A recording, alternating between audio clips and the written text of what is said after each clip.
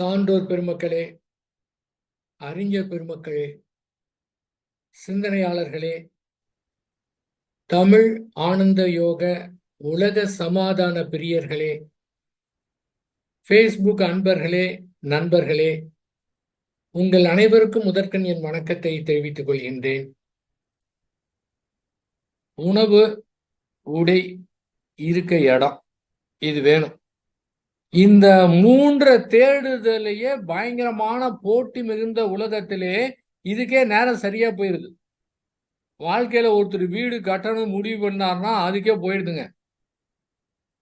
அப்ப நாள்தோறும் சாப்பிடணும், குடும்பத்தினவங்க சாப்பிடணும், அதுக்கு உண்டான பொருள் ஈட்டணும். பொருட்கள் இல்லாமல் நாம் வாழவே முடியாது. அந்த பொருட்களை ஈட்டுவதற்கு உழைப்பு தேவை.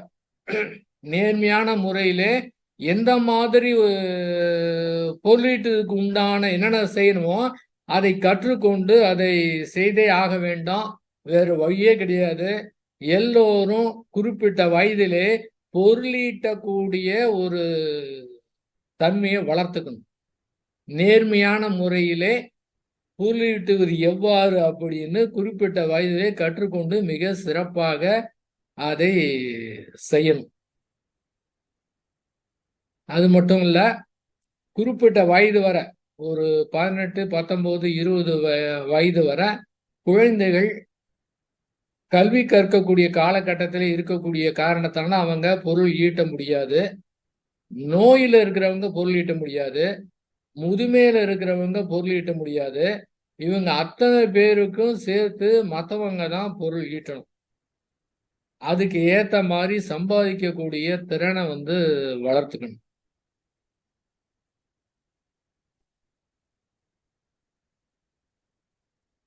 அப்ப இயற்கை தேவையா இருக்கக்கூடிய பசி, தாகம், உடல்ல ஏற்படக்கூடிய வெப்பத்தட்ப ஏற்ற நிலை, கழிவுப் பொருளின் உந்து வேகம், இதற்கு தகுந்த மாதிரி குறிப்பிட்ட காலகட்டத்துல அதை முடிக்கக்கூடிய ஒரு வசதி வாய்ப்பு வேணும். அதற்கு பொருள் ஈட்டாமல் இருக்க முடியாது. இதை யாரையும் எதிர்பார்த்து கொண்டு இருக்க முடியாது. அவங்கவங்களே தான் செய்யணும். அதாவது இலர் பலராகிய காரணம் நோற்பார் சிலர் நோவாதார் பலர். இல்லாதவங்க போய் இருக்கிறதுக்கு என்ன காரணம்னா, செய்யறவங்க கம்மி, செய்யாதவங்க ரொம்ப பேர் இருக்கிறாங்க உலகத்துல. அதன் காரணமா தான் பிரச்சனை ஏற்படுது. ஏதோ ஒரு விதத்திலே நேர்மையான முறையில சம்பாதிக்கணும் அப்படின்னு முடிவு பண்ணி என்ன பண்ணலாம்னு அதை செலக்ட் பண்ணி செம்மையாக உழைத்து பொருள் ஈட்டக்கூடிய திறமைய ஒவ்வொருவரும் வளர்த்து கொள்ள வேண்டும். முன்பெல்லாம் குடும்ப தலைவர் உழைத்தால் போதுமானது அந்த மாதிரி இருந்தது. இப்போது அப்படி இல்லை. குடும்ப உறுப்பினர் எத்தனை பேர் இருக்கிறாங்களோ மேக்சிமம் அவங்களால என்ன முடியுமோ அது அத்தனையும் கொடுத்தாதான் அந்த குடும்பம் மிக சிறப்பாக இருக்க முடியும். பசியோடு இருக்கவன்ட்ட போய் நம்ம தியானம் கற்றுக் கொடுக்க முடியாது. இதுக்கே நேரம் கிடையாது. அப்ப பேசிக் நீட்ஸ் அது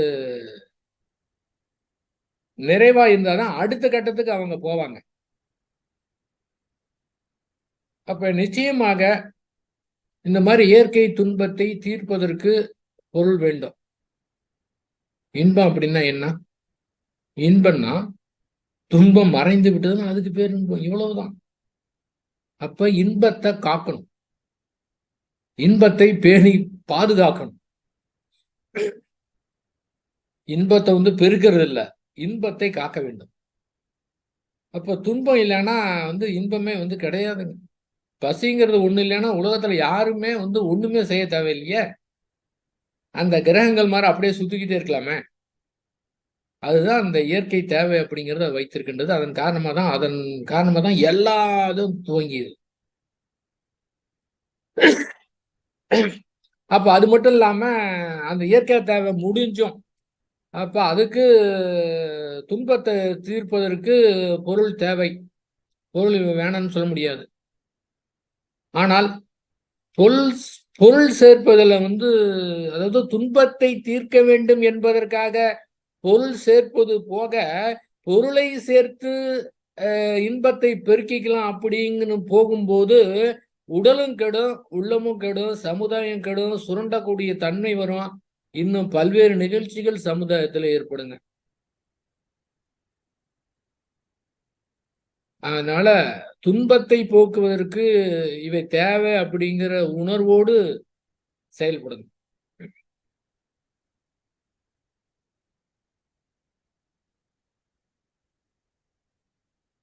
அது ஞானியாக இருந்தாலும் சரி, கடைசி காலகட்டம் வரை நம்முடைய தேவை பூர்த்தி செய்து கொள்வதற்கு மற்றவர்களை எதிர்பார்க்க கூடாது. நாம நம்முடைய கடமையும் செய்யணும், நம்மையும் பார்த்துக்கணும். இன்னொருத்தரை எதிர்பார்த்து இருந்தோம் என்றால் ஏமாற்றம் கிடைக்கும். அது அதன் காரணமா பல்வேறு சிக்கல் ஏற்படுவதற்கு வாய்ப்பு இருக்கு. அதனால அதுக்கு உண்டான ஏற்பாட்டை செய்திருக்கணும். கடைசி வரை யாரையும் எதிர்பார்க்காத மாதிரி எதிர்பார்க்க கூடாது. யாருக்கும் பாரமா நாம இருக்கக்கூடாது. அந்த மாதிரி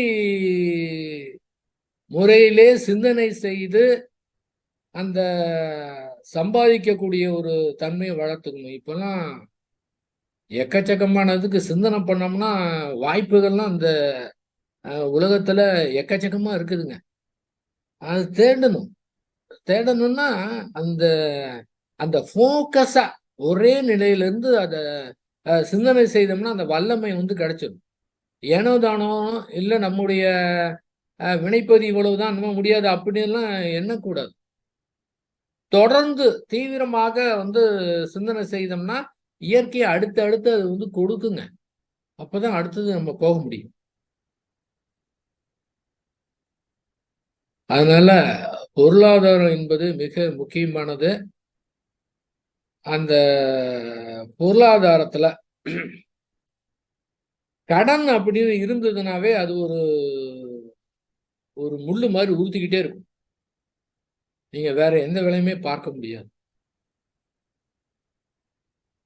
அப்ப கூடுமான வரை கடன் இல்லாமல் வாழ்க்கையை நடத்துவதற்கு பார்க்கணும்.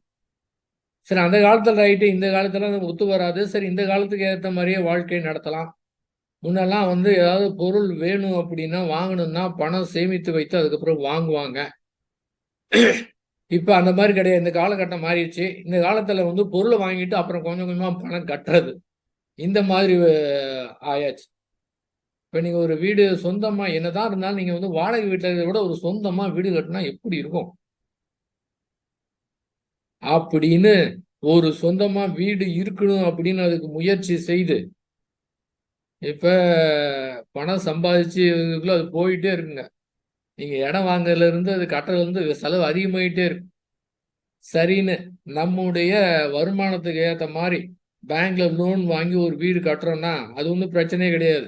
ஏன்னு கேட்டீங்கன்னா வீட்டு லோன் அவ்வளவு சீக்கிரம் தந்துட மாட்டாங்க. நம்ம கிட்ட வருமானம் எப்படி ரீபே கெப்பாசிட்டி இருக்குது அதுக்கு ஏற்ற மாதிரி தான் அவங்க கொடுப்பாங்க. அது வாங்கியாச்சுன்னா அப்ப என்ன பண்ணணும், சிக்கனமா இருந்து அதுக்கு என்ன டியூ எப்படி கட்டணுமோ அந்த மாதிரி இருந்து அதை பார்க்கணும். ஒரு ஆளு தன்னுடைய வாழ்க்கையில சொந்தமா தனி வீட்டுல இருக்கிறேன்னு சொல்லி முடிவு பண்ணாவே இதுக்கே முடிஞ்சு போயிடும். சாதாரண இந்த வீட்டுக்கே முடியலன்னா அந்த மாபெரும் வீடு பேரை அடையறதுக்கு என்ன பண்ணணும்? இதுக்கே இவ்வளவு வேலை பண்ண வேண்டியதா இருக்குதே. அப்ப இதை நிறைவேற்ற அந்த வீடு பேருக்கு போக முடியும். ஆனா அதுக்கு மாறாக வந்த நோக்கமாகி அந்த வீடு பேரை நோக்கி போனா உங்களுக்கு என்னென்ன கிடைக்குமோ எல்லாம் கிடைச்சிருங்க. சுத்தமா இருக்கணுங்கிறது கூட அவசியம் கிடையாது. அந்த பற்று கூட தேவையில்லை. இருக்கிறவங்களுக்கு ஒரு வீடு, இல்லாதவங்களுக்கு பல வீடுங்க மாதிரி எங்க வேணாலும் போயிட்டு இருக்கோம். எந்த ஊருக்கு வேணா கூட போகலாம்.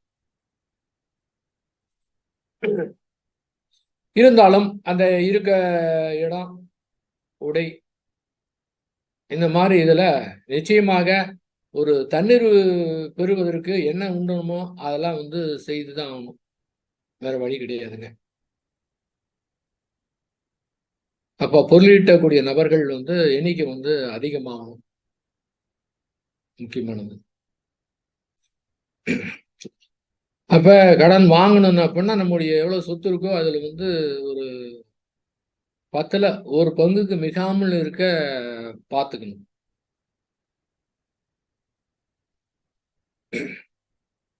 ஒரு 50,000 கடன் இருக்கு. 50,000 கடனை ரொம்ப முள்ளு மாதிரி உறுத்திக்கிட்டு இருக்குது. அப்பா, இந்த கடன் மட்டும் அடைச்சிட்டோம்னு வச்சுக்கோங்க, அப்போ நிம்மதியா இருக்கலாம். எவ்வளவு ரிலீஃபா இருக்கும். வீட்டுல சின்னவங்களுக்கு தெரியாது, சில வீட்டுல மனைவி கூட தெரியாது, கணவன் அந்த மாதிரி ஒரு நிலையில இருப்பார். அந்த கடனை எப்படி அடைக்கிறது அப்படின்னு. இந்த 50,000 கடன் மட்டும் அடைச்சிட்டோம்னு வச்சுக்கோங்க, அப்பா ரொம்ப ரிலீஃபா இருக்கும். 50,000 கடன் அடைச்சாச்சு. என்ன தோணும்? அப்பா, எதுக்கு இந்த மாதிரி கடன் வாங்கிட்டு கஷ்டப்படணும்? ஒரு 50,000 பேங்க்ல போட்டு வச்சிருந்தோம்னு வச்சுக்கோங்களேன், நிம்மதியா இருக்கலாம், அந்த பிரச்சனை இல்லாம. 50,000 வந்தாச்சு. அப்புறம் திடீர்னு ஹாஸ்பிட்டல் செலவுலாம் எல்லாம் பத்தாது. ஏதோ 1,00,000 இருந்தா நல்லா இருக்கும். 1,00,000. அப்புறம் 1,50,000, 2, 2,50,000, 3, 5,00,000, 10,00,000. இதுக்கு போயிட்டே இருக்கு. நோ எண்டுங்க. என்ன காரணம்? அதாவது எதுவா இருந்தாலும் சரிங்க, அது அடையிற வரதான். இது மட்டும் முடிஞ்சுச்சா எனக்கு பிரச்சனையே இல்லை, நிம்மதியா இருப்பேன்னு சொல்லலாம். அதெல்லாம் வேறங்க. அதை அடைந்து விட்டோம் என்றால் அடுத்து தானா போயிடும். என் பொண்ணுக்கு மட்டும் மேரேஜ் ஆயிடுச்சுன்னு வச்சுக்கோங்க, அப்பா எல்லா பிரச்சனையும் முடிஞ்சு ஹாப்பியா இருக்கலாம். ஆனா அவங்களுக்கு ஒரு விஷயம் தெரியாது, பொண்ணுக்கு மேரேஜுக்கு பண்ணி வச்சதுதான் பிரச்சனையை ஆரம்பிக்க போகுதுன்னு தெரியாது. அப்போ கடல் அலை ஓய்வதே கிடையாது. நோய் என்னங்க, அது பாட்டுக்கு தொடர்ந்து போயிட்டே இருக்குங்க. உண்மையாகவே உண்மையாகவே இந்த அறிவுக்கு என்ன வேணும்னா, எங்க இருந்து வந்தோமோ அங்க போய் அடையணும். அதுக்கு மட்டும்தான், அதுக்கு அதை கொடுத்தா மட்டும்தான் போதுங்கிற எண்ணம் ஏற்படுமே தவிர, இல்லை என்றால் எவ்வளவு கிடைத்தாலும் சரி, கப்பல் நிறைய பணமே இறங்கினாலும் சரி, பத்தாம தான் இருக்குங்க. ஏன்னா இது அறிவினுடைய தன்மை. அறிவுக்கு உண்மையாவே என்ன வேணும்னு பார்த்தோம்னா, அந்த இடத்துல போய் அடைந்தா மட்டும்தான் நிறைவு கிடைக்குமே தவிர, வேற வகையில நிறைவு என்பது கிடைப்பதற்கு வாய்ப்பே கிடையாது. புகழ், பொருள், புலன் இன்பம், அதிகாரம் இதுல எவ்வளவு கிடைத்தாலும் இன்னும் வேணும் இன்னும் வேணும் தோணுமே தவிர, நிறைவு என்பது கிடைப்பதற்கு வாய்ப்பே கிடையாது. எது? இந்த நிறைவு பெற்றதுக்கு பிறகு அடுத்த ஸ்டேஜ் இது. முதலாவது நிறைவாகவே இருக்கணும். அது மிக முக்கியமானது. நிறைவு என்பது இப்ப தன் வாழ்த்துல சொன்ன நிறை செல்வம்னா நிறைய செல்வமா? நிறைய செல்வம், மனதுக்கு நிறைவாக. அந்த நிறைவு வேணுங்க. அப்ப இந்த பொருளாதார சிக்கலின் காரணமாக நம்முடைய பயணம் தடைபடாம இருக்கணும். அதுக்காக தான் இது. அந்த துன்பம் ஏற்படாம இருக்குதுதான் இந்த பொருளீட்டுங்கிறது மிக முக்கியமானது.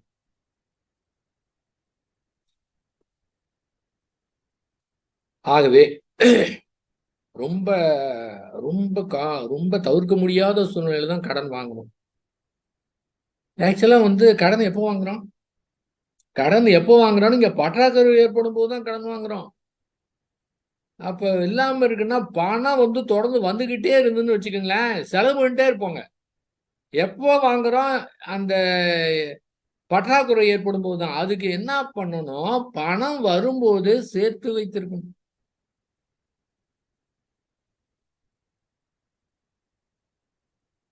அதே போல நல்ல ஒரு மன அமைதியிலே நல்ல நிலையில இருக்கும்போது நம்முடைய வாழ்க்கைய சிந்தனை செய்து திட்டமிட்டு எப்படி அப்படின்னு திட்டமிட்டு வாழ்க்கை நடத்தணும். அது எப்ப செய்யணும்? நல்ல ஒரு அமைதியான நிலையில. டென்ஷன்ல, பிரச்சனை, குழப்பம், கவலை இந்த மாதிரி இருக்கிற நேரத்துல நீங்க ஆராய்ச்சி பண்ணீங்கன்னா அது கிடைக்காது. அப்ப நல்ல நிலையில இருக்கும்போது, நல்ல நிலைன்னா என்ன? இன்பமும் இல்லாம துன்பமும் இல்லாத ஒரு நிலை இருக்குது பாத்தீங்கன்னா, அது பேர் என்ன? போர் அடிக்குதும்பாங்க. மகரிஷி சொல்லுவாங்க, போர் அடிக்கிறதோ ரொம்ப அற்புதமான நிலைம்பாங்க. இன்பத்திலும் துன்பத்திலும் ஆழ்ந்துரும். அது அது தெளிவாக தெரிந்து கொள்ள முடியாது. போர் அடிக்கிறது இன்பம் இல்லாம துன்பம் இல்லாத நல்ல நிலை. இந்த நிலையில தான் தெளிவான முடிவு எடுக்க முடியும்.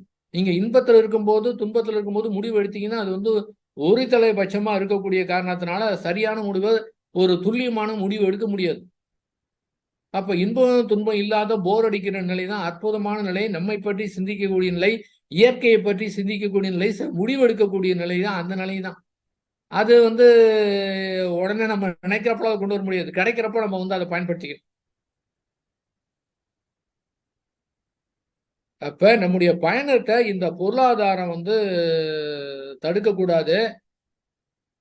ஏங்க இந்த பொருளாதாரத்துக்கு இது பண்றதுக்கு எனக்கு டைம் வேஸ்டா போயிடுது, ஆன்மீகத்துக்கு நேரமே கிடைக்க மாட்டேங்கலாம் சொல்லக்கூடாது. ஏன்னா முக்கியமானது பொருளாதாரம் தான். வேற யாரும் எதிர்பார்க்க முடியாது. நாம தான் செய்யணும். நம்முடைய குடும்பத்துக்கு நாம தான் செய்யணும். வேற யாரும் எதிர்பார்க்க கூடாது. வேற வழி கிடையாது. எல்லாரும் அந்த மாதிரி நினைச்சாங்கன்னா எப்படி இருக்க முடியுங்க?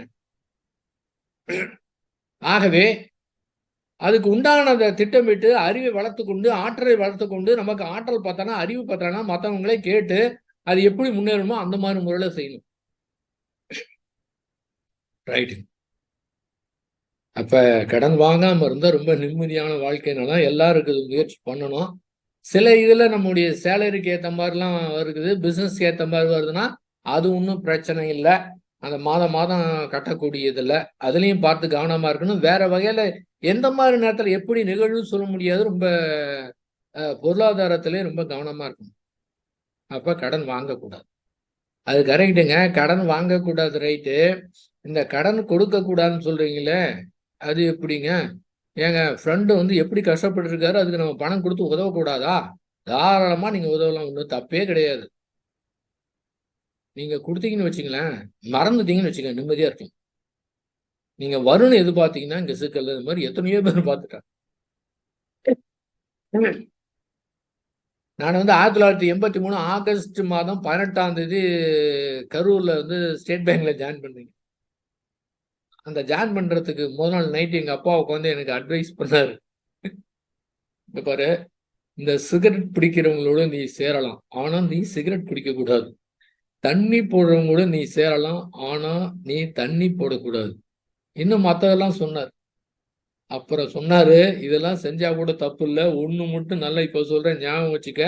நீ யாருக்கும் ஜாமீன் கையெழுத்து போடக்கூடாது. உன்னை பத்தி எனக்கு ரொம்ப நல்லா தெரியும். ஆகவே நீ எந்த காரணத்தை கொண்டு ஜாமீன் கையெழுத்து போடக்கூடாது அப்படின்னு அட்வைஸ் பண்ணார். ரொம்ப பேர் என்கிட்ட வந்து அப்ரோச் பண்றப்ப இந்த மாதிரி எங்க அப்பா வந்து சொல்லி அனுப்பிச்சிருக்காருங்க அப்படின்னு நான் பதில் சொல்லுவேன். அங்க போயிடுவாங்க. ஒரு தடவை எனக்கு அரியர்ஸ் ஒரு பணம் வந்துச்சு. அந்த அரியர்ஸ் வர பார்த்துட்டு ஒருத்தர் கேட்டாரு, எங்க வீட்டுல வந்து போர் போடணுங்க, அதனால இந்த பணத்தை கொடுங்க அப்படின்னு வந்து கேட்டாரு. இல்லைங்க, எங்க அப்பா இந்த மாதிரி சொல்லியிருக்காரு. இதுவரை பார்த்தீங்கன்னா ரொம்ப பேரு இந்த ஜாமீன் கையெழுத்து போட்டுதான் பெரிய பெரிய சிக்கல்ல மாட்டிருக்கிறாங்க. இந்த பேங்க்ல ஒர்க் பண்ணதுனால நான் சொல்றேன், ரொம்ப பேர் பார்த்தோம். அந்த நேரத்துல அப்படித்தான் இருக்குங்க. ஒரே ஒரு ஒண்ணுமே இல்லைங்க, ஒரு கையெழுத்தை மட்டும் நீங்க போடுங்க அப்படிம்பாங்க. ஆனா அவருக்கு வேற ஏதாவது ஆயிடுச்சுன்னா இப்ப என்னது, எதுக்கு வந்து கேரண்டி வாங்குறாங்க, கேரண்டார் எதுக்கு வாங்குறாங்க? அவரு கட்டலைன்னா அவரோ கேட்க மாட்டாங்க. இந்த கையெழுத்து போட்டாங்க இவங்ககிட்ட தான் இவரு வந்து கையெழுத்து போடணும்னா கையெழுத்தா போட முடியும். இவருக்கு என்ன சொத்து இருக்கு, என்ன இருக்கு, அதை வாங்கி வச்சுக்கிட்டு தானே இது பண்ணுவாங்க. அப்போ இவருக்கு போயிருமே பாருங்க. பொருள் ஈட்டுவது எவ்வளவு மிக முக்கியமானதோ அதே போல அது காப்பது அதை விட முக்கியமானதுங்க. இங்க அந்த சிக்கலே ஏற்படாம இருக்குன்னா அதுதான் முக்கியமானது. ஏன்னா இந்த காலகட்டத்துல வந்து என்ன மாதிரி எதுவுமே யாரையும் சந்தேகப்படக்கூடாது. இருந்தாலும் நம்முடைய நிலைமை சிக்கல் வராம இருக்கல மிக முக்கியமானது. பிஹெச்எல் ஒரு மீட்டிங் நடந்துச்சு. மகரிஷியை வந்து பேசினாங்க. பெரிய ஹால், பெரிய ஆடிட்டோரியம், தியேட்டர் மாதிரி இருந்துச்சுங்க. அங்க மகரிஷி பேசினாங்க. அப்புறம் கேள்வி நிகழ்ச்சி. ஒருத்தர் கேள்வி கேட்டார். நான் ரொம்ப நல்லது நன்மையா பண்ணிக்கிட்டு இருக்கேன், எனக்கே தீமை வருது, இதுக்கு என்ன காரணம்னு கேட்டார். மகரிஷி வந்து இதுக்கு ஒரு கேள்வி, இந்த கேள்விக்கு எப்படி ஆன்சர் பண்ணணும், இது வந்து பல்வேறு விதமா ஆன்சர் பண்ணலாம். ஆனா அவரு நிஜமாகவே அவரு எந்த நோக்கத்தோடு கேள்வி கேட்டாருன்னு தெரியல. ஆனா மகரிஷி அவரை துல்லியமா கண்டுபிடிச்சிருப்பாரு.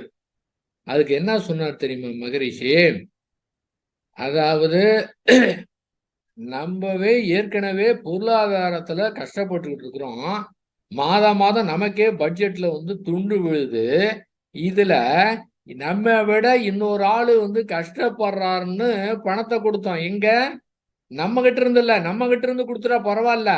அவர் கஷ்டப்படுறத பார்த்துட்டு ஃபைனான்ஸ்ல வாங்கி பணத்தை கொடுத்துட்டு அந்த ஆள் கட்டாம போய் ஃபைனான்ஸ்காரன் நம்ம துரத்த நான் நல்லது தானே செஞ்சேன், எனக்கே இப்படி கஷ்டம் வரும்னு கேட்டீங்கன்னா இப்படியே பதில் சொன்னாருங்க. இந்த மாதிரிதான் ரொம்ப பேரு. நான் ரொம்ப நன்மை செய்யறேன், ரொம்ப நல்லவன், அப்படியே இலகுன மனதுக்காரன், அதனால கொடுத்துட்டேன். எனக்கு ஏன் கஷ்டம் வருதுன்னா, இந்த இலகுன மனமோ இறுகிய மனமோ அதெல்லாம் கிடையாது. செயல் விளைவு தத்துவம். நம்ம கிட்ட இருந்தா கொடுக்கலாங்க. இல்லைன்னா நீங்க இல்லைன்னா முடிஞ்சு போயிடுச்சுங்க. அந்த வருத்திட்டு கொடுக்கும்போது இங்க அதுக்கு பிறகு எவ்வளவு சிக்கல். இந்த சிக்கலை கொடுங்க. அந்த ஆளு கொடுத்தாரு, பணம் போச்சுங்க, இன்னும் கூட சம்பாதிச்சுக்கலாம். இதன் மூலமாக குடும்பத்தில் ஏற்பட சிக்கல், கணவன் மனைவிக்கு ஏற்படக்கூடிய சிக்கல் எல்லாம் பல்வேறு இது இருக்குதுங்க. அதனாலதான் கடனை கொடுக்க கூடாதுங்கிறது. உங்ககிட்ட இருந்தா கொடுங்க, தாராளமா இருந்தா கொடுங்க. ஆனா தன்னை வருத்தி கொண்டு கொடுக்க கூடாது. இதெல்லாம் பெண்கள்லாம் ரொம்ப ரொம்ப நுட்பம் வாய்ந்தவர்கள். வீட்டுக்கு யாராவது வந்தாங்கன்னு வச்சுக்கலேன், என்னுடைய மிஸ்ஸஸ் எல்லாம் கரெக்டா கண்டுபிடிச்சிருவாங்க. இவர் எப்படிங்கிற ரொம்ப துல்லியமா கண்டுபிடிச்சிருவாங்க. நான் பேசுறேனே தவிர ஏன் இந்த மாதிரி பேசுறேன்னா, ரொம்ப அடிப்பட்ட காரணத்தை தான் பேசுறேன். அப்புறம் என்னுடைய மிஸ்ஸஸ் சொல்லுவாங்க, என்னுடைய ரிலேஷன்ல இருக்கும்போது இன்னும் சில ஒரு 10 நண்பர்லாம் இருந்தாங்கன்னா ஜாலியா சொல்லுவாங்க.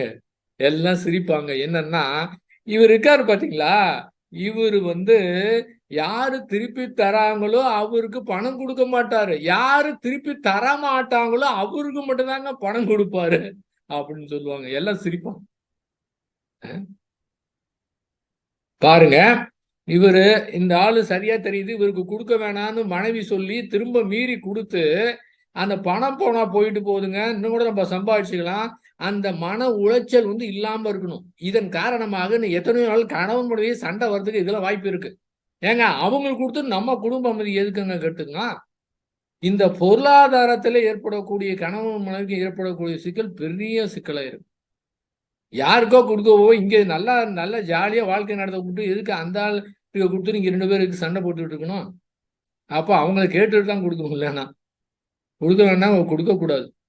அந்த அளவுக்கு நம்ம இடத்துல ரொம்ப தாராளமாக இருக்கணும். அதான் கொடுத்துட்டா மறந்துடணும். மறந்துட்டோம்னு வச்சுக்கோங்க, பிரச்சனையே கிடையாது, மன உளைச்சல் கிடையாது, வீட்டுல யாருக்கும் சண்டை வர்றதுக்கு வாய்ப்பு கிடையாதுங்க. நான் அன்னைக்கே சொன்னேன்ல அப்படிம்பாங்க. அதனால அந்த கடன் கொடுப்பது நிச்சயமாக பார்த்துதான் கொடுக்கணுங்க. ஒரு ஆழியர்ல இந்த திங்கள் செவ்வாய் புதன்லாம் அப்ப மாரிசிவங்க 5 மணிக்கு வருவாங்க. Open meeting. யார் வேணாலும் போய் அவர்கிட்ட கேள்வி கேட்கலாம். ரொம்ப நல்லா இருக்கும். பார்த்தா மக்கள்லாம் பயன்படுத்திக்க மாட்டாங்க. கொஞ்சம் பேர் தான் வந்திருப்போம். ஒரு முறை நான் அது மாதிரி போயிருந்தேன். திடீர்னு ஒருத்தர் வந்தார். அவர் தியானமே கத்துக்கல.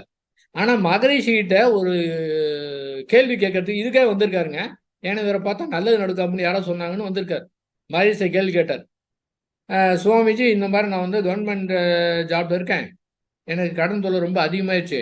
என்ன பண்ணணும்னு இப்போ தெரியல. வருமானம்லாம் வந்தது அப்படின்னா நம்ம அதுக்கே சரியா போய் ரொம்ப பிரச்சனையா இருக்கு. அவங்க வேற ரொம்ப நெருக்கடி பண்றாங்க.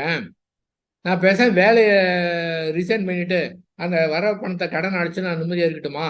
உங்ககிட்ட யோசனை கேட்டுட்டு போலான்னு வந்தேன்னு ஒருத்தர் கேட்கிறாருங்க. இந்த அளவுக்கு ஒரு தியானமே கத்துலையா பாருங்க.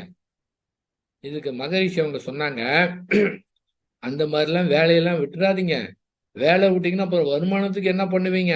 நீங்க என்ன பண்ணுங்க, நீங்க பணத்தை வேலையை விடாம நல்ல சிக்கனமா இருந்து சேமித்து அவருக்கு கொடுத்துட்றேன் அப்படின்னு சொல்லி கொஞ்சம் கொஞ்சமா கடனை அடைக்கிறதுக்கு பாருங்க.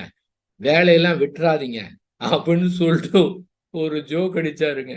என்ன சொன்னாருன்னா, ஏங்க பணம் கடன் வாங்கினதை கொடுக்க முடியலன்னா மேக்சிமம் நீங்க முயற்சி பண்ணிட்டீங்க, உங்களால முடியல அப்படிங்கிறப்ப நீங்க எதுக்கு கவலைப்படுறீங்க? உங்களுக்கு கொடுத்தாங்கல்ல கவலைப்படுங்க. எப்படி? ஏங்க நீங்க எதுக்கு கவலைப்படுறீங்க? உங்களுக்கு கொடுத்த ஆள்ல கவலைப்படுனா, அச்சச்சோ இவர் எப்படி கொடுப்பாருன்னு கொடுத்த ஆள்ல கவலைப்பட நீங்க எதுக்கு கவலைப்படுறீங்க அப்படின்னு ஒரு ஜோக் அடிச்சாரு. ஆனா நிலைமை இந்த மாதிரிதான் இருக்குது. என்ன? அதாவது கடன் பட்டார் நெஞ்சம் போல் கலங்கினான் இலங்கை வேந்தன்னா, இப்ப கடன் கொடுத்தார் நெஞ்சம் போல் கலங்க வேண்டியதா இருக்குதுங்க. எவ்வளவு பெரிய பிரச்சனை. அப்ப நீங்க தியானத்துல உட்கார்ந்தீங்கன்னா இந்த எண்ணம் வந்ததுன்னு வச்சுக்கோங்க, தியானம் பண்ண முடியுமா? நான் அப்போதெல்லாம் இந்த மாதிரி உதாரணம் சொல்லுவேன். எல்லாமே நல்லா இருக்கு. இந்த எண்ணத்தை பத்தி சொல்லும் போது சொல்லுங்க. எல்லாமே சிறப்பா இருக்கு, நிம்மதியா இருக்கு. ஏசி ரூம், ஏசி, நல்ல பெட்டு, நல்லா படுத்தா நல்ல தூக்கம், எந்த பிரச்சனையும் இல்லை. 10 மணி 10:05 தூங்கிடுவோம். 10:04 ஒரு ஃபோன் வருது, ஒரு நண்பர் ஃபோன் பண்றாரு. ஏங்க, நீங்க ஒரு ஆளுக்கு வந்து 5,00,000 கடன் கொடுத்துருக்கீங்கல்ல, அந்த ஆள் இப்ப டேஞ்சர்னு கேள்விப்பட்டேன், உங்க பணம் வரும் கஷ்டம் தான் அப்படின்னு சொல்லி போன வச்சிட்டார். இவர் 10:05 தூங்கியிருப்பாரு. 10:04 ஃபோன் வந்தது. இப்ப என்னாச்சுங்க? எண்ணம் எண்ணம் வந்த உடனே, அப்படியா, சரி, இந்த நேரத்துக்கு ஒன்றும் பண்ண முடியாது, காலையில பார்த்துக்கலாம், நீ இப்ப தூங்கலாம் அப்படின்னு முடிவு பண்ணி தூங்கிட்டோம்னா பிரச்சனையே கிடையாது. ஆனால் தூங்க முடியுமா? எப்ப விடியும் போய் அவரை போய் பார்த்து என்னன்னு பார்க்கலாம் அப்படின்னு சிந்தனை பண்ணிட்டு இருந்தா இந்த கொடுத்த காரணத்தினால எவ்வளவு பெரிய சிக்கல் வந்ததா? காலையில 10 மணிக்கு 8:30 மணிக்கு போய் அவர் வீட்டில் போய் பார்த்தா, அவ்வளோதானுங்க, பணம் தான் வேணாம், பேங்க் தொடர்ந்து உங்களுக்கு தரேன் அப்படின்னு சொல்லிட்டார். முடிஞ்சு போச்சு. இப்ப என்ன, அவர் சொன்னது தவறான தகவல்னு தெரிஞ்சு சரி பரவாயில்லன்னு சொல்லிட்டு வந்தார். இந்த இடத்துல என்ன காரணங்க? இந்த எண்ணம் தான் காரணம். நைட்டு ஃபுல்லா தூங்காம இருக்கிறதுக்கு கடன் கொடுத்த காரணத்தினால. ஆகவே கொடுக்கவும் கூடாது, வாங்கக்கூடாது, ஃப்ரீயா வந்து இருக்கு. பெரிய பெரிய ஆளுங்கலாம் பயங்கரமா பேங்க் எதுக்கு இருக்கு? பேங்க் வந்து சேவை செய்வதற்காக இருக்குது. அப்போ ரொம்ப பேர் வந்து பேங்க் கடன் வாங்கி தான் தொழிலாம் நடத்துறாங்க. புதுசா ஒரு தொழில் நடத்தணும் திறமை இருக்குது, ஆற்றல் இருக்குது, முதலீடு கிடையாதுன்னா பேங்க்ல அப்ரோச் பண்ணி பணம் வாங்கி பார்த்தோன்னா எக்கச்சக்கமா லோன் வாங்குறாங்க. பெரிய பெரிய ஆளுங்கலாம் குரோர் கணக்குல வாங்கியிருப்பாங்க.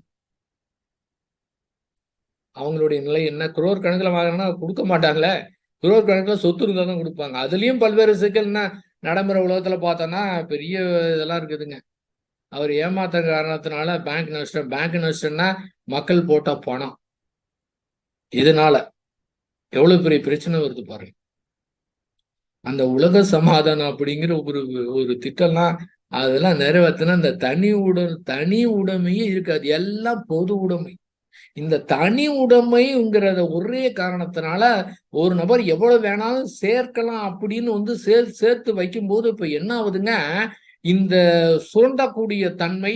ஏன்னா இவருக்கு நிறைவு கிடைக்காது, போய்கிட்டே இருப்பாரு. இந்தியாவிலே முதல் பணக்காரர், உலகத்திலேயே 5வது பணக்காரனா இருக்கான், இப்ப 4வது பணக்காரனா மாறணும், அதுக்கு பேர வந்து உழைக்க ஆரம்பிச்சிருவாங்க. ஒண்ணுமே கிடையாது, எவ்வளவு கோடி வேணாலும் இருக்கிட்டான். இந்த பிரபஞ்சத்துல போயிட்டு நீங்க விரிந்து ஆழ்ந்து பார்த்தீங்கன்னா இந்த பிரபஞ்சமே நம்மளுதுங்கும் போது இந்த குறிப்பிட்ட இதை வந்து எனதுங்கிறதுல இது என்ன நிறைவு இருக்கு? ஒண்ணுமே கிடையாது, ஒண்ணுமே பண்ண முடியாது. உணவு கொஞ்சம் தான் எடுத்துக்க முடியும், ஒரு நாளைக்கு ஒரு ட்ரெஸ் தான் போட்டுக்க முடியும். நின்ன 1 அடி, படுத்த 6 அடி, இது தவிர நீங்க எத்தனை வீடு வேணும்னாலும் அதை அனுபவிக்க முடியாது. ஆக இந்த தத்துவம் எல்லாம் பேசி சலிச்சே போயிருச்சு. ஏன்னா அவங்களுக்குலாம் அதெல்லாம் புரியாது. வேறங்க பாங்க, இன்னும் நம்ம தொடர்ந்து பார்க்கறதெல்லாம் பார்க்கலாம், எப்படின்னு பார்க்கலாம். ஆகவே கொடுத்த பிரச்சனை தான் வந்து ஏற்படும். ஒரு நாள் ஹோட்டல்ல, இது வந்து ஒரு 25 வருஷத்துக்கு முன்னால ஹோட்டல்ல சாப்பிட ஃப்ரெண்டோட ஃப்ரெண்ட் அங்கே வந்தார். ஹோட்டலுக்கு வந்து சாப்பிட வந்தாரு. என்னுடைய ஃப்ரெண்ட் அவருக்கு இன்ட்ரோடியூஸ் பண்ணிக்கிறாரு. என் ஃப்ரெண்டு மனோரன் ஸ்டேட் பேங்க்ல ஒர்க் பண்றாரு. அப்படி அவர் சொன்னாரு, என்னங்க பேங்க்ல வந்து லோனே தர மாட்டேங்கிறீங்க அப்படின்னு. ஏங்க, வரவங்களுக்குலாம் லோன் கொடுத்தா என்ன ஆகுங்க? வாங்கலாம் கட்ட மாட்டேங்கிறாங்க, எல்லாத்துக்கும் கொடுத்தா எப்படி ஆகுங்க அப்படின்னு கேட்டேன். அதுக்கு அவர் என்ன சொல்ல தெரியுங்களா? ஏங்க, திருப்பி கட்டுற மாதிரி தான் நான் ஃபைனான்ஸ்லேயே வாங்கிக்கணுங்கிறாரு. எப்படி? பேங்க்ல லோன் வாங்குவாராம், கட்டணும்னா அதுக்கு திருப்பி கட்டுற மாதிரி தான் நான் ஃபைனான்ஸ்லேயே வாங்கிக்குவேங்கிறாரு. அப்ப பேங்க்ல வாங்கினா திருப்பி கட்ட தேவையில்லைங்கிற மென்டாலிட்டி ரொம்ப பேருக்கு இருந்தா பேங்கோட நிலைமை என்ன இருக்கும்? டெபாசிட் போட்டவங்களுடைய நிலைமை என்ன இருக்கும்? டெபாசிட் ஒரு குறிப்பிட்ட பர்சன்டேஜ் வாங்கி அதை விட கூட கொஞ்சம் கொடுத்து அதற்கு ஒரு வட்டியில தான் நிர்வாகம் பண்ணிட்டு இருக்கிறாங்க, எல்லாத்துக்கும் சேலரி கொடுக்குறாங்க. நான் பேங்க்ல வாங்கிட்டு கட்ட மாட்டேன் அப்படின்னா அப்ப மக்களுடைய மென்டாலிட்டி எப்படி இருக்கு? ஒரு தேர்தலே சொன்னாங்க, இப்பவே நீங்க போய் அக்ரி லோன் வைங்க, நாங்க வந்தோம்னா தள்ளுபடி பண்றோம். எப்படி இருக்கு பாரு. இது ஆசைப்பட்டு ரொம்ப பேர் வச்சாங்க. பேங்க்ல வந்து அந்த தேர்தல் குறிப்பிட்ட தேதிக்கு முன்னால வேறயா? அது கூட தெரியாம வந்து ரொம்ப பேர் எதுக்குன்னு கேட்டீங்கன்னா, தள்ளுபடி போடுறாங்க. அப்படி குடுங்கன்னு நகைய வைக்கிறாங்க. ஏங்க பெரும்பாலான மக்கள் இந்த மாதிரி இருந்தா, எப்படி வந்து அடுத்த கட்டத்துக்கு மனித இனம் போகும்? தன்னுடைய உழைப்பு இருக்கணும். யாரையும் எதிர்பார்க்க கூடாது. நாம உழைக்கணும். நாம வந்து மத்தவங்களுக்கு கொடுக்கணும். அப்படிங்கிற நிலைய விட்டுட்டு எதிர்பார்த்துக்கிட்டு இருந்தா எப்படி இருக்கும்?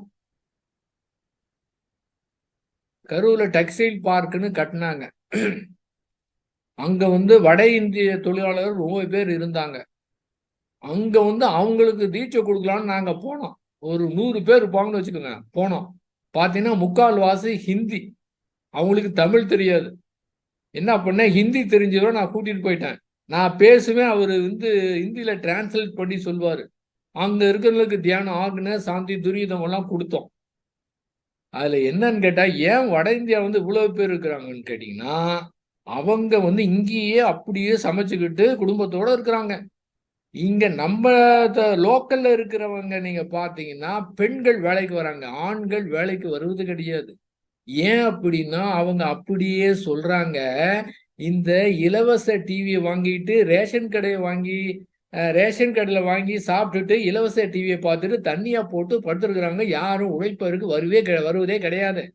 நாட்ட வேலையில்லா திண்டாட்டம். இந்த திண்டாட்டம்ங்கிறது ஆளு கிடையாதுங்க. உழைப்பதற்கு யாரும் தயாராக இல்ல.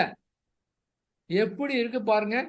இந்த இலவசத்தை நம்புனா இன்னும் வந்து தன்னுடைய அதிகாரத்தை தக்க வைக்கிறதுக்கு இலவசம்னு சொல்லி மக்களை இன்னும் மேலும் அடிமையாக்கி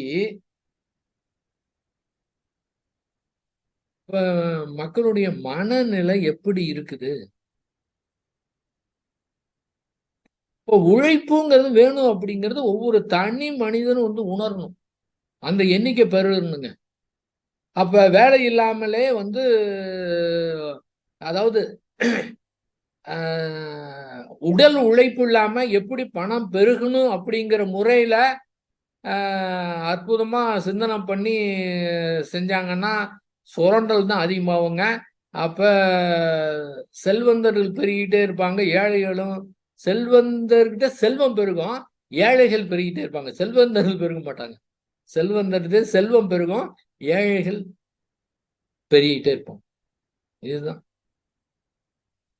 அப்ப பொருளாதாரங்கிறது பெரிய ஒரு பிரச்சனையா இருக்குதுங்க. சரி, இந்த தலைப்பை எடுத்தோம். இதுல வந்து நம்ம வந்து பேசினோம். இதெல்லாம் எல்லாருக்குமே தெரியும். எல்லாமே யாருக்கெல்லாம் புதுசாலாம் சொல்ல தேவையில்ல. அவங்களால நடைமுறைப்படுத்த முடியல. அதான் பிரச்சனை. இது வந்து பார்ட் 1 முடிஞ்சதுங்க. பார்ட் 2 பார்ட் 2 என்னன்னு கேட்டீங்கன்னா, கடன் பார்ட் 1 கடன் வந்து வாங்குவதும் தவறு, குடுப்பதும் தவறு. சரி. பார்ட் 2 என்ன தெரியுங்களா? கடன் வாங்காம இருக்க முடியாதுங்க. கடன் கொடுக்காமயும் இருக்க முடியாதுங்க. டாபிக் அப்படியே வந்து அப்படியே உல்டாவா மாறுதுங்க. இங்கதான் மகரிஷி வராருங்க. இதுவரை பேசின தலைப்புலாம் ஒண்ணுமே கிடையாது. இதுல யாருக்கு என்ன புரிஞ்சுதோ, என்ன எப்படி எடுத்துக்கிறாங்களோ அதெல்லாம் வந்து தெரியலைங்க. ஆனா இப்ப சொல்லக்கூடியதுதான் மக்கள் ரொம்ப பேர் வந்து எத்தனை பேர் உயர்ந்து அந்த தத்துவத்தை புரிஞ்சுக்கிறாங்களோ அதை பொறுத்து தான் வந்து மாற்றத்தை நம்ம வந்து கொண்டு வர முடியுங்க. என்னன்னா கடமை. கடமைன்னு என்ன? கடன் பிளஸ் மை. நாம வந்து கடன் வாங்காம இருக்க முடியும்னா முடியாது. காலையில இருந்து நைட் வரை பல்வேறு பொருட்களை நம்ம பயன்படுத்துறோம்னா நிச்சயமாக இந்த சமுதாயத்திலிருந்து நாம கடன் வாங்கியிருக்கிறோம். ஒரு மனிதன் தனியாக வாழ முடியாது. சமுதாயத்துல வாழ்ந்தாங்கன்னா சமுதாயத்துல எப்படி இருக்கோ அந்த மாதிரிதான் அங்க வாழ்க்கையை நடத்தியாங்கன்னா வேற வழியே வந்து கிடையாதுங்க. அப்ப சமுதாயத்திலே வாழ்கின்ற காரணத்தினாலே இந்த தனி மனிதனுக்கு நமக்கு என்னென்ன வேணுமோ அது அத்தனையும் சமுதாயம் தான் கொடுக்குதுங்க. காலையிலிருந்து நைட்டு வரை எத்தனை பொருட்கள் பயன்படுத்துறோமோ அத்தனை பொருட்களுமே இந்த சமுதாயம் வந்து கொடுத்தது. அதை விடுங்க, பொருட்களை விடுங்க. நமக்கு கிடைத்த அறிவு, நமக்கு கிடைத்த கல்வி, நமக்கு கிடைத்த செல்வம், நமக்கு கிடைத்த புகழ், நமக்கு கிடைத்த அதிகாரம் என்னென்னலாம் நம்மிடத்திலே இருக்கின்றதோ நாம செஞ்சதே கிடையாது. அத்துணையுமே இந்த சமுதாயம் நமக்கு கொடுத்தது. நான் தனியாளா கஷ்டப்பட்டு பாடுபட்டு இதெல்லாம் சம்பாதிச்சேன்னா அது கிடையவே கிடையாது. அத்துணையுமே இந்த சமுதாயம் கொடுத்தது. அந்த சமுதாயத்துல கடன் வாங்காம நீங்க வாழவே முடியாது. தன்னுடைய 92வது பிறந்த நாளிலே மகரிஷி அவங்க வந்து சொன்னாங்க, இத்தனை வயசுல நான் எத்தனை மூட்டை அரிசி சாப்பிட்டு இருப்பேன், இதற்கு மாறாக இந்த சமுதாயத்துக்கு நான் என்ன செய்தேன்னு பார்த்தா எனக்கே வெக்கமா இருக்குன்னா. யாருங்க? உலகத்திலேயே மாபெரும் மாற்றத்தை ஏற்படுத்தி இன்னும் எதிர்காலத்துல அந்த உலக சமாதானங்கிறதுக்கு அடிக்கல் நாட்டி வித்துட்டு அதை மிக சிறப்பா செய்து எதிர்காலத்துல இந்த ஒரு வழிய மெத்தட ஃபாலோ பண்ணா மட்டும்தான், அது அரசியலா இருக்கட்டும், பொருளாதாரம் இருக்கட்டும், தனி மனிதனா இருக்கட்டும், குடும்பமா இருக்கட்டும், எதுவா இருந்தாலும் இவர் சொன்னதை புரிஞ்சுக்கிட்டு செயல்படுத்துறவங்க இருந்தா மட்டும்தான் அது வருங்க. இல்லைன்னா வருவதற்கு வாய்ப்பே கிடையாது. அந்த மாதிரி தன்னுடைய சமுதாயத்தையே தன்னுடைய மூச்சா இருக்கக்கூடியவர் சொன்னாரு. இந்த மாதிரி நினைச்சு பார்த்தா எனக்கே வெக்கமா இருக்கு. ஏன்னா சில விஷயங்கள்லாம் நான் செய்யணும், சில இதெல்லாம் எழுதுன்னு நினைக்கிறேன். நான் வந்து சோம்பேறியா இருக்குங்கிறார். அப்படியே பேசினாருங்க. இவரா சோம்பேறி? என்ன சுறுசுறுப்பு! ஆனா தன்னையே சோம்பேறியா சொன்னார்னா அவரு மட்டும்தான் உலக நல தொண்டன்கிற பேர் அவரு மட்டும்தான் போட்டுக்க முடியுங்க. வேற யாருமே போட்டுக்க முடியாது. அவரே உலக நல தொண்டன், அவரே தொண்டன் போட்டுக்கிட்டாருன்னா இது யாரும் போட, ஏன்னா தொண்டு செய்ய ஸ்டார்ட் பண்ணல. அந்த மாதிரி மாற்றம் ஏற்படுத்தவரே இத்தனை மூட்டை அரிசி சாப்பிட்டுருப்பேன், நான் ஒன்னும் செய்யலையே இந்த சமுதாயத்துக்கு அப்படின்னு சொன்னாருன்னா என்ன மாதிரி ஒரு தன்மையில் இருக்கிறார் பாரு. அது அத்துணையும் சமுதாயம் கொடுத்தது. அப்ப அதற்காக நம்முடைய உழைப்பின் மூலமாக இந்த சமுதாயத்துக்கு திருப்பி கொடுக்கணும். எப்படி நாம வந்து கொடுக்கிறோமோ அதை பொறுத்துதான் இருக்கின்றது. இல்ல அதுக்கு முன்னாடி ஒண்ணு சொல்லிடுறேங்க. இந்த சப்ஜெக்டுக்கு முன்னால பழைய சப்ஜெக்ட்ல ஒண்ணு, அது பணம் சம்பாதிக்கிறது ஒரு வழிதான் இருக்குதுங்க. இந்த ஒரு வழியை தவிர எந்த வழியும் நீங்க பணம் சம்பாதிக்க முடியாது. என்ன தெரியுங்களா? பணம் சம்பாதிக்கிறதுக்கு நீங்க வந்து சேமிக்கணும். ஒரு ஆள் வந்து 20,000 சம்பாதிக்கிறாருங்க. மாதம் வந்து 2,000 சேமிச்சு 18,000 செலவு பண்றாரு, 2,000 வந்து கரெக்டா சேமிச்சுட்டே வராருங்க. ஒரு ஆள் வந்து 2 லட்சம் ரூபாய் சம்பாதிக்கிற மாசம் 2 லட்சம் ரூபாய் 2,10,000 செலவு பண்றாருங்க. இதுல யாருங்க பணக்காரரு? 20,000 சம்பாதிக்கிறது தான் பணக்காரரு. மிக துல்லியமானதுங்க. நீங்க வர நீங்க பாட்டுக்கு செலவு பண்ணிட்டே இருக்க கூடாது. ஆடம்பரமாக சிக்கனமா இருக்கிறத விட கஞ்சத்தனம் அப்படிங்கிறது வேறங்க. கஞ்சத்தனமா இருக்கக்கூடாது, சிக்கனமா இருக்கணும். அதுக்காக எல்லாத்தையும் இறுக்கி பிடிக்க கூடாது. மிக முக்கியமானது. அப்ப சேமிப்புங்கிறது முக்கியமானது.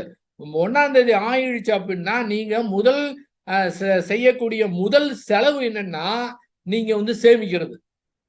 நீங்க ஆர்டிஓ, பிக்ஸட் டெபாசிட் ஏதோ இப்பெல்லாம் வந்து எல்லா பேங்க்லயும் நல்ல ஃபெசிலிட்டி இருக்குது. ஸ்டேட் பேங்க்ல யோனோன்னு ஒண்ணு இருக்குதுங்க. நீங்களாம் பேங்கே போக தேவையில்ல. யோனோ வந்து நீங்க வந்து டவுன்லோட் பண்ணி வச்சுக்கிட்டீங்கன்னா அந்த யோனோல போய் நீங்க வந்து இப்போ வந்து 5,000 ரூபாய் நீங்க எத்தனை நாளைக்கும் நீங்க வந்து டெபாசிட் போட்டு வச்சிடலாம். ஆட்டோமேட்டிக்கா அந்த நாள்ல அதை வந்து மெச்சூர் ஆயிரும். உங்களுக்கு திடீர்னு பணம் வேணும்னா நீங்க க்ளோஸ் பண்ணி உங்க அக்கௌண்ட்ல கிரெடிட் ஆயிடும். நீங்க பேங்க்லாம் போயிட்டு நீங்க கொடுங்கன்னு ஒரு நாள் டைம் வேஸ்ட் பண்ணி போடுறதுக்கு எடுக்கிறதுலாம் தேவையே கிடையாது. இதில் நீங்க போட்டீங்களா அழகா 10 நாளைக்கு கூட போடலாம். மினிமம் 46 நாளுங்க போடலாம். 1 வருடம் எத்தனை நாள் வேணாலும் போட்டுக்கலாம். திடீர்னு க்ளோஸ் பண்ணிக்கலாம். நீங்க கையிலேயே வந்து பணம் வேணும்னா க்ளோஸ் பண்ணி போட்டுக்கலாம். பணம் இருந்ததுன்னா போட்டு இந்த மாதிரி இருக்குதுங்க.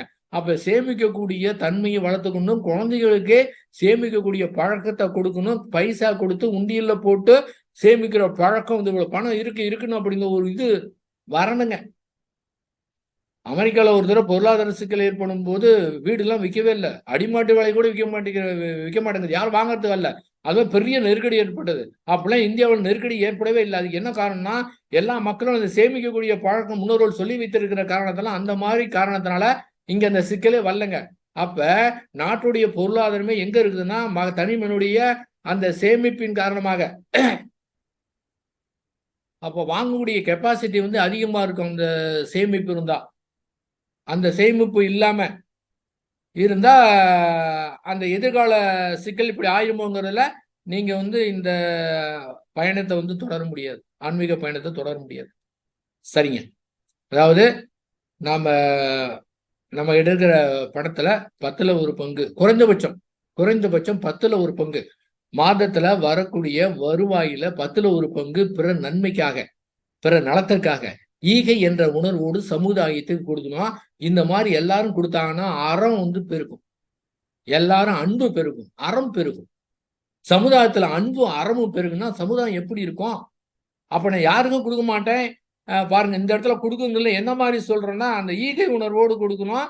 வேற இந்த தனி நபரிடத்துல இன்னும் வேற மாதிரி போயிட்டு ஏமாந்துடக்கூடாது. இலகிய மயானதை பயன்படுத்தி வேற வகையெல்லாம் எக்கச்சக்கமா அந்த மைண்ட் ரீடிங், தாட் ரீடிங் எல்லாம் பண்ணி ரொம்ப வேலைகள்லாம் இங்க இருக்குதுங்க. அதை கவர்வதற்கு ரொம்ப கவனமா தெளிவா இருக்கும். அப்ப இப்ப கொடுக்கணும். 100ல் 1 பங்கு பிற நலத்திற்காக செலவிடணும். அப்ப வாங்கின கடனை திருப்பி கொடுப்பதற்கு நம்முடைய உழைப்பை கண்டிப்பாக செலுத்த வேண்டும். ஒரே ஒரு உதாரணம், ஒரே ஒரு 4 நாள் நமக்கு ஃபீவர்னு வச்சுக்கோங்க. ஒரு உதாரணம், 4 நாள் நமக்கு ஃபீவர்.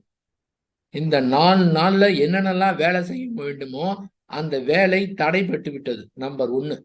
நம்மளை கவனிக்கிறதுக்கு இன்னொரு ஆள் தேவைப்படுது, அவருடைய வேலையும் கெட்டுப்போச்சு. 2. பாருங்க, அப்ப நம்முடைய உடலை நல்லா காத்துக்கிட்டாவே சமுதாயத்துக்கு பெரிய தொண்டுன்னு சொல்லலாம். அதான் மகரிஷி அவங்க சொல்லுவாங்க, சாப்பிடுவதற்கு முன்பாக ஒரு கைப்பிடி உணவினில் உலக ஒற்றுமையை காண்பாங்க. இந்த ஒரு கைப்பிடி உணவு வருவதற்காக எத்தனை பேர் தங்களுடைய உழைப்பை கொடுத்திருக்கிறார்கள். நாத்து நட்டது, தண்ணி பாய்ச்சினது, அதை பிடுங்கி நட்டது, தண்ணி பாய்ச்சினது, களை பறித்தது, உரம் போட்டது, அறுத்தது, களத்தமேட்டு கொண்டு போனது, அங்க வியாபாரி கொண்டு போனது, அதை வித்தது, வாங்கினது, இங்க வீட்டுக்கு சமைச்சது, இத்தனை பேருடைய உழைப்பு இருக்குது இந்த கைப்பிடி உணவு வருவதற்காக. ஒரு பிடி உணவுக்குன்னா எவ்வளவு பொருட்களை பயன்படுத்தணும். அப்ப அது அத்துணையுமே சமுதாயத்திலிருந்து கிடைத்தது. இன்னும் மகரிஷி அவங்க சொல்லுவாங்க, இந்த நாத்து நட்ட ஆளை கூட விட்டுருங்க, இந்த ஒரு 5 நிமிஷத்துல சாப்பிட்றவங்க கூட இருக்கிறாங்க ஆபீஸ் போற அவசரத்துல. அப்ப இது சமைக்கிறதுக்கு 3 மணி நேரம், இத்தனை பேரை விட்டுருங்க, இந்த சமைச்சாங்க இந்த ஒரு ஆளுக்கு அவர் நன்றி சொல்லிட்டு சாப்பிடுங்கன்னு சொல்லுவோம். அப்ப அந்த மாதிரி நாம குடும்பத்துல இருக்கிறோம்னா குடும்பத்தை மிக சிறப்பா நடத்தினா அது பெரிய சமுதாய தொண்டு. பெருசா வெளியில போயெல்லாம் சமுதாய தொண்டு செய்ய தேவையில்லை. குடும்பத்துல அமைதியாக நடத்தி நம்முடைய குழந்தைகளை இந்த சமுதாயத்துக்கு ஒரு 4 பேருக்கு நன்மை செய்யற மாதிரி கொடுத்துட்டா இதுவே பெரிய சமுதாய தொண்டுங்க. தீவிரவாதிகள் எப்படி உண்டாடுறாங்க? சமுதாய தீங்கு செய்றவங்க எத்தனை பேர் இருக்கிறாங்க?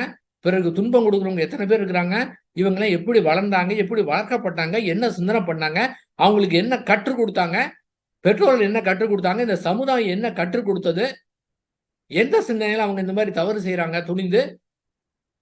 அப்ப அந்த மாதிரி குழந்தைகளை கொடுக்காம நல்லது செய்யற மாதிரி குழந்தைகளை கொடுத்தா இதுவே பெரிய விஷயமே. வெளியில போய் தொண்டு செய்யணுமா? தேவையே கிடையாது. அதே போல பிசினஸ் பண்றவங்க, ஆபீஸ்ல ஒர்க் பண்றவங்க எல்லாரும் எந்த மனநிலை இருக்கணும் அப்படின்னா, ஒருத்தர் ஆபீஸ்ல வேலை பார்க்கிறாருன்னா, நான் என்னுடைய வயிற்று பிழைப்புக்காக இந்த வேலையை பார்க்கிறேன்னு சொன்னார்னா அந்த வேலையிலே தவறு இருக்க சான்ஸ் இருக்கு. நான் சம்பளம் வாங்குறேன் அதனால வேலை பார்க்கறேன்னா அங்கேயும் தப்பு நடக்கிறதுக்கு சான்ஸ் இருக்கு. ஆனால் அதற்கு மாறாக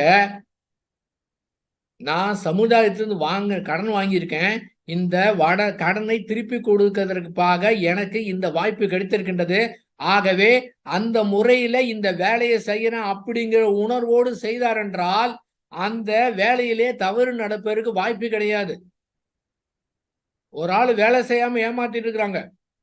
ஆனால் நம்ம இந்த நோக்கத்தை யாரு செஞ்சா செய்யாட்டு கவலையே கிடையாது. நமக்கு மேனேஜரே தேவையில்லை, யாரையும் நம்ம கண்காணிக்க தேவையில்லை. நான் பாட்டுக்கு அப்படியே சூப்பரா ஒர்க் பண்ணும்.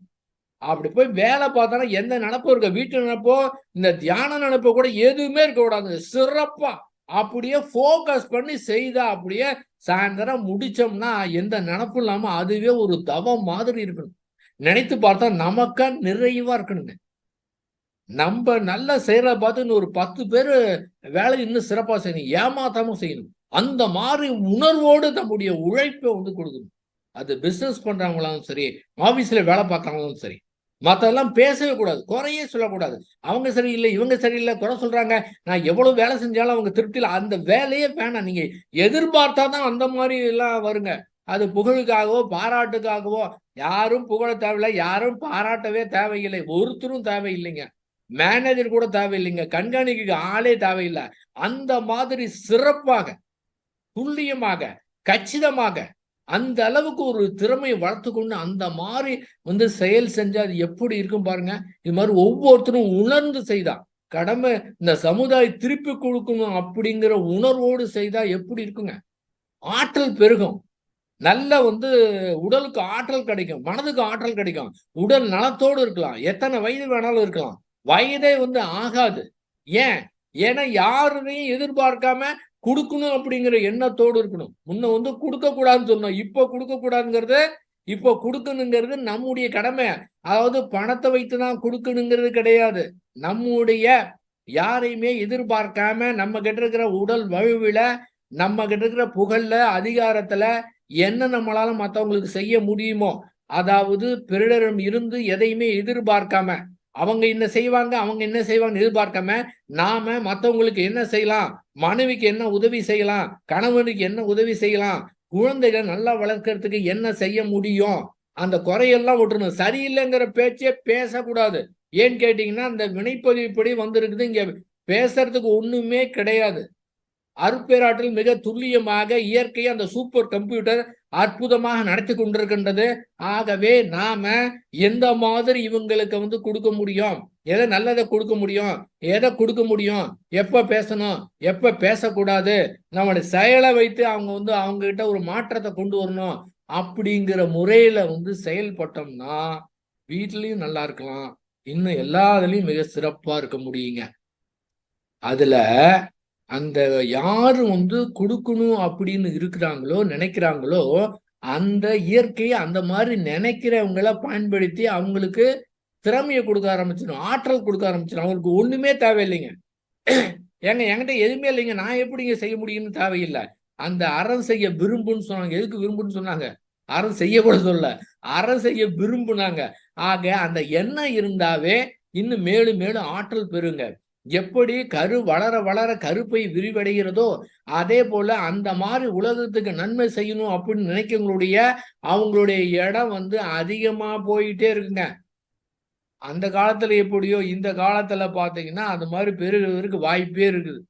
பாருங்க, நீங்க எங்கேயாவது போகணுமா, ஒரு தவ மையத்துக்கு போயிட்டு அங்க நீங்க ஒரு 4 பேருக்கு நீங்க சொன்னீங்கன்னா அதோட மறந்து நம்மளும் மறந்துடுவோம், அவங்களும் மறந்துடுவாங்க. பாருங்க, வீட்லயே ரூம்லயே உட்காந்துக்கிட்டு தவமும் பண்ணலாம், லெக்சரும் கேட்கலாம், லெக்சரும் கொடுக்கலாம். இன்னும் எதிர்காலத்துல யாருக்கு தேவைப்படுதோ யூடியூப்ல அவங்களே பார்த்துக்கலாம். என்ன ஃபெசிலிட்டி இருக்குது பாருங்க. அப்ப உண்மையாகவே அத குடுக்கணும் அப்படின்னு இப்ப குடுக்கணுங்க, நல்லா குடுக்கணுங்க, எக்கச்சக்கமா குடுக்கணுங்க, வாரி வழங்கணுங்க, வழங்கிக்கிட்டே இருக்கணுங்க, மாற்றம் பெறணும். எந்த மாதிரி இந்த மாதிரி குடுக்கிறவங்க எவ்வளவு பேர் பெறுகிறாலும் அங்க வாங்கறதுக்கு ஆளே இருக்கக்கூடாது. அந்த மாதிரி குடுக்கக்கூடிய அந்த இன்பம் என்பது அந்த குடுப்பதுல தாங்க இன்பம் இருக்குதுங்க. அந்த சமுதாயத்துக்கு கொடுக்கணும் அப்படிங்கறதுல சமுதாயம் நல்லா இருக்கணும், எல்லாரும் நல்லா இருக்கணும், எல்லாரும் எல்லாமும் பெறணும் அப்படிங்கிற நோக்கத்தோடு செயல்பட்டா நாம பிளானே பண்ண வேணாங்க. அது கெயிட் பண்ணி கூட்டிக்கிட்டே போவோங்க. அழகா இருக்க நாளாக அது அது பெருகிட்ட எந்த ரூபத்துல அது கூட நாம எதிர்பார்க்க வேணாம்.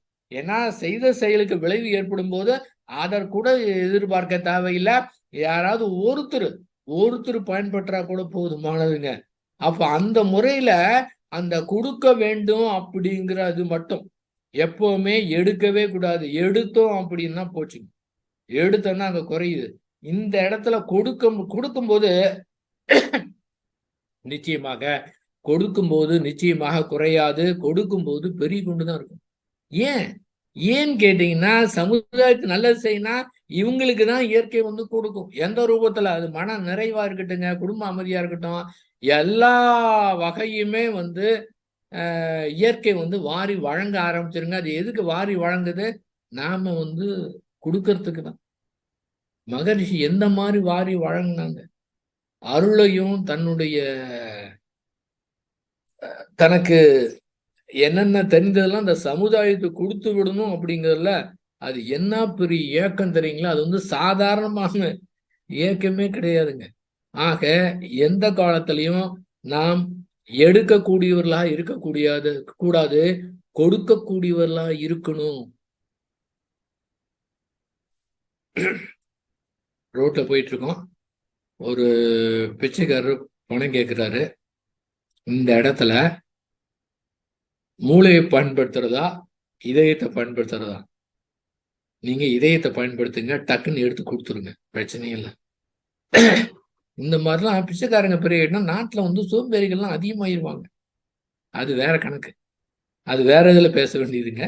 இந்த இடத்துல இந்த மூளையை பயன்படுத்தாம அறிவை எப்பவுமே டக்குன்னு எடுத்து கொடுத்துருங்க. அவர் வந்து சந்தோஷமா இருப்பார். வேலை முடிஞ்சது. அப்ப என்ன பண்ணணும்? அந்த கொடுக்கக்கூடிய தன்மையை நாம் வளர்த்து கொண்டோம் என்றால் மிக சிறப்பாக நிறைவாக நம்முடைய வாழ்க்கையை நாம வந்து வாழ முடியுங்க. நிறைவாக இந்த போரில்லா நல்லுலகம் வேணும். நாள்தோறும் நம்முடைய குறிப்பிட்டதை மட்டும் வந்து எல்லை கட்டாம பறந்து விரிந்து மக்கள் படக்கூடிய துயர் நாமே பட்ட மாதிரி நினைத்து பார்த்து அதுக்கு ஏதாவது நம்ம செய்யணும். நேரடியாக தனி மனிதன் நாம் போய் அங்க போர் நடக்க நம்ம ஒண்ணுமே செய்ய முடியாது.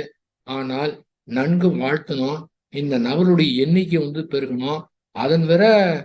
அதுவரை அந்த பொருளாதார சிக்கலும் சமுதாய சிக்கல் இந்த சமுதாயத்திலே வாழ்ந்து கொண்டிருக்கிற காரணத்தினால அந்த சமுதாய வினைப்பதின் காரணமாக அதிலே நாமும் அந்த மாதிரி சில சிக்கலை எதிர்கொள்ள வேண்டியதான் இருக்குது.